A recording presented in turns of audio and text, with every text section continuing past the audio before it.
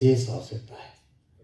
अब ये विचार केवल मेरा विचार न हो, ये विचार केवल नरेंद्र जी का विचार न हो, ये विचार केवल विजय जी का विचार हो, ये विचार सारे समाज का हो जाना चाहिए। आप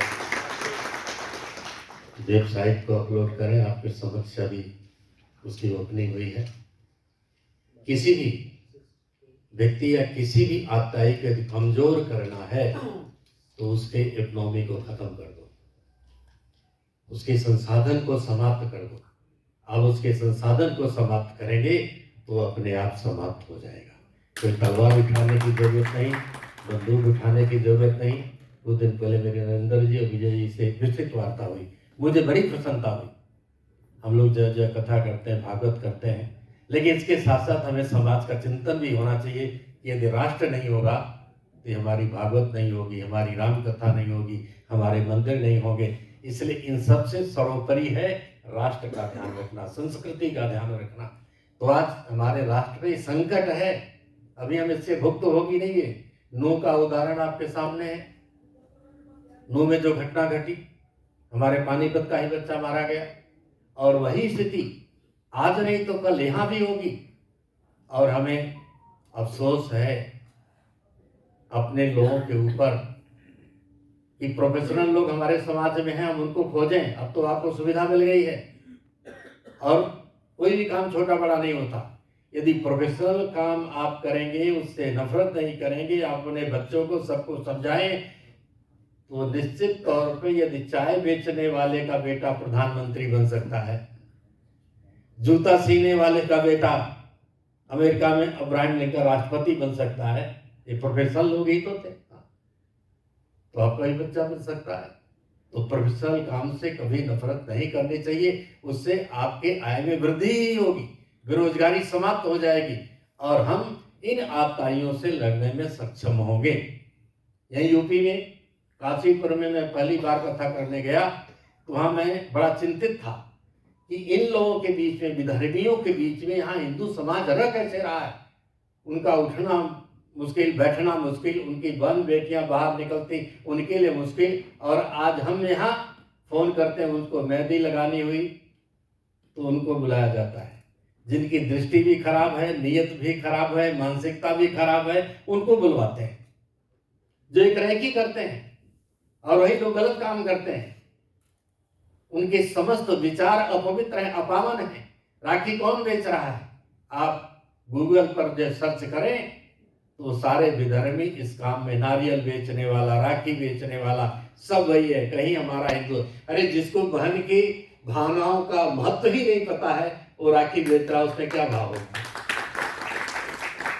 तो बहुत प्रशंसनीय कदम, इसमें वक्त लगेगा, लेकिन एक दिन यही विचार, यही वक्तव्य हम सबको सक्षम बनाएगा जीने में, और उनको तोड़ने में यही विचार है, यही हमारी क्षमता काम आएगी। नहीं तो सरकार से हम उम्मीद लगा के बैठे रहें कि सरकार कुछ करेगी, याद रखना, न कोई नेता कुछ करेगा न सरकार कुछ करेगी, क्योंकि उनको वोट चाहिए, कुर्सी चाहिए, और इसलिए वो नहीं बोलेंगे। लेकिन हम लोगों को बोलना पड़ेगा, जन जन में संवाद पहुंचाना पड़ेगा। अब हम सब संकल्प लेते हैं कि आप सब, उसमें मैं भी हूँ, घर घर जन जन तक हम सब प्रेरित करेंगे, प्रेरणा देंगे कि कैसे उनको अपने प्रोफेशनल काम अपने बच्चों को भी सिखाना है, बेरोजगारी भी समाप्त हो जाए और समाज में एक पवित्रता, एक पावनता भी आएगी, उसकी लहर व्याप्त हो जाएगी और हमें कहीं न छिपने की जरूरत, न भागने की जरूरत, अपने आप हम उनको परास्त कर सकते हैं। ये वही सूत्र आज यहाँ से प्रारंभ होता है। तो जन जन में सूत्र को फैलाएं, जन जन में विचार फैलाएं और वेबसाइट से अपने मोबाइल पे लोड करें। आजकल तो मोबाइल का जमाना है, हर व्यक्ति के हाथ में है और हर वक्त आप उसको छेड़छाड़ करते रहते हैं, तो मैं समझता हूँ कोई असुविधा किसी को नहीं होगी, बिल्कुल असुविधा नहीं होगी।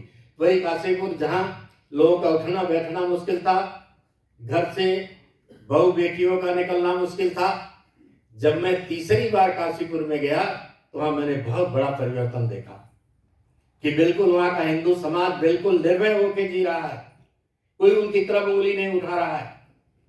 बड़ा सक्षम समाज, बड़ा निर्भीक समाज मैंने कहा ये चमत्कार कैसे हो गया? यहाँ तो लोग भीरू थे, डरते थे, इनको दबाते थे, अब तो इनके पैरों में बैठे हुए हैं। तब उन लोगों ने बताया कि महाराज जी, हम लोगों ने ऐसी ऐसी योजना बना करके पूरे काशीपुर में उसका प्रचार किया और आज वो योजना सफल हो गई तो हम सुखी हो गए, और आज वही योजना यहाँ शुरू हो रही है, ये सफल हो जाएगी तो हम आप सब सुखी हो जाएंगे, मुक्त हो जाएंगे।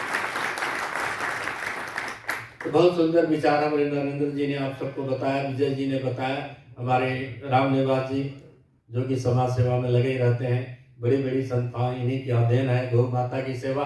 तो ये सबके अपने विचार व्यक्त किए, लेकिन ये हम सबका विचार हमारा ही विचार न रह जाए। हमने जो कहा है जन जन का विचार बन जाए, और इसमें हमारा भी सहयोग, आपका भी सहयोग, तन मन धन से हम सहयोग करके इस कार्य को आगे बढ़ाएंगे। प्रभु के चरणों में प्रार्थना कि अवश्य हमें कामयाबी मिलेगी। कहते हैं ना, हम होंगे कामयाब यदि जन जन का विचार हो गया तो कामयाबी दूर नहीं। अभी तो आप अपने घर से शुरू कीजिए। पानीपत की इकोनॉमी ऐसी है कि भाई यदि पूरा प्रतिबंध लागू है, सभी फैक्ट्रियां बंद हो जाएंगी।